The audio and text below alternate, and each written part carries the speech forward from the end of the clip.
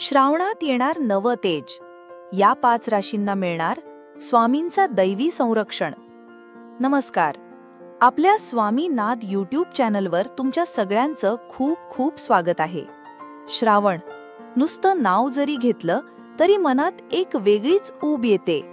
आकाशात हलके हलके मेघ जमू लागतात, गार वाऱ्याची झुळूक अंगावरून जाते आणि अचानक डोळे मिटून एखादा शब्द मनात घुमतो, तो म्हणजे स्वामी.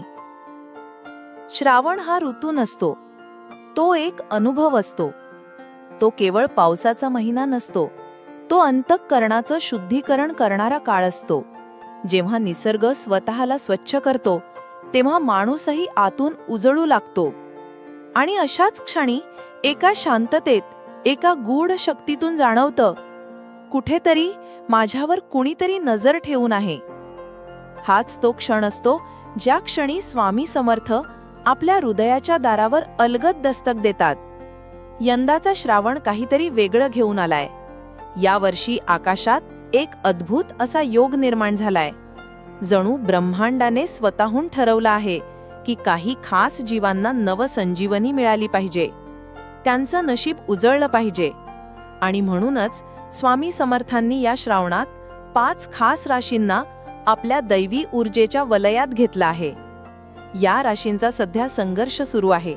कुणी आर्थिक अडचणींमधून जात आहे, कुणी नात्यांच्या गाठी सैल झाल्याने कोसळला आहे, कुणी मानसिक थकव्याने गडप झालंय.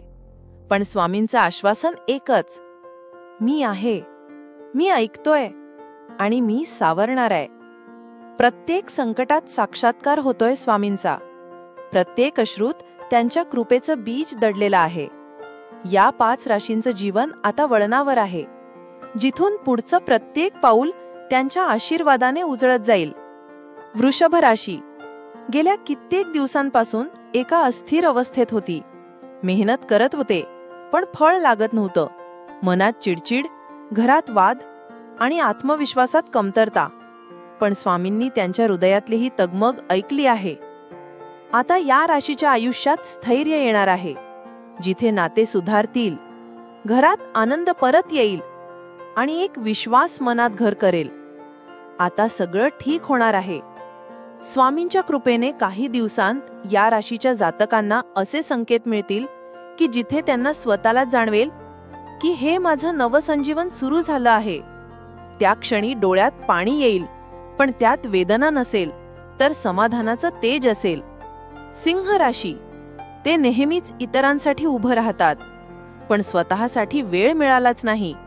मागील काही निर्णय चुकीचे ठरले, काही नात्यांनी त्रास दिला आणि आतून आवाज यायला लागला, मी हरत चाललोय काय? पण आता या आवाजाला उत्तर मिळालं आहे. स्वामींचा आशीर्वाद रूप तेच त्यांच्या मनात शिरणार आहे. आत्मविश्वास परत येणार आहे आणि एक नवीन वाट सापडणार आहे. त्या वाटेवर चालताना ते जसं जसं पुढे जातील तसं तसं त्यांना जाणवेल, मी एकटाच चालतोय असं वाटत होतं, पण कोणीतरी माझा हात धरून आहे. तुळ राशी नको असलेल्या जबाबदाऱ्यांमध्ये गुरफटलेले हे लोक सतत इतरांना न्याय देत राहिले, पण स्वतः अन्याय सहन करत राहिले. जेव्हा वाटत होतं माझं कोण आहे, तेव्हा त्यांच्या डोळ्यातून अश्रू गळून गेले आणि त्या अश्रूंमध्येच स्वामींनी उत्तर दिलं, तू एकटा नाहीस. आता या राशीच्या लोकांना हळूहळू समजायला लागेल की जे काही हरवलं त्याची भरपाई कुठून तरी होत आहे. कुठेतरी देवपावलांचा आवाज देतोय आणि जणू प्रत्येक वळणावर एक नवा प्रकाश दिसतोय. मकर राशी या राशीच्या लोकांनी खूप झगडून आयुष्य काढलंय. बर्फासारख्या थंड आणि अडथळ्यांनी भरलेल्या वाटांवरून चालला आहे. पण या श्रावणात त्यांच्या मेहनतीला एक नवं फळ मिळणार आहे. जे आजवर लपलेलं होतं ते आता प्रकट होणार आहे. त्यांचं नशीब त्यांना हळूच पाठीवर थोपटून म्हणेल, तू जिंकलास. स्वामी समर्थांचा एक अदृश्य हात त्यांच्या पाठीशी असेल, जिथून त्यांना सतत वाटत राहील, मी कितीही अंधारात गेलो तरी कोणीतरी माझ्यावर नजर ठेवून आहे. मीन राशी सर्वात भावनिक, सर्वात नाजूक अंतःकरण असलेली ही राशी. त्यांच्या मनात 1000 स्वप्न, 1000 भावना, पण त्यांना नेहमीच वाटत आलं की कोणीच त्यांना समजत नाही. ते देवाला हाक देत राहिले, पण उत्तर मिळेना. पण या श्रावणात त्यांचं मन जिथे थांबलं होतं तिथेच स्वामींनी आपल्या पावलं ठेवली आहेत. एक वाऱ्याची झुळूक त्यांच्या अंगावरून जाते आणि एकदम जाणवतं, कोणीतरी आहे. हे नवं तेज त्यांच्या अंतर्मनात स्फुलिंगासारखं पेटेल. ते प्रार्थनेला उत्तर मिळाल्यासारखे अश्रू ढाळतील आणि त्या अश्रूंमधूनच स्वामी त्यांच्या जीवनात प्रवेश करतील.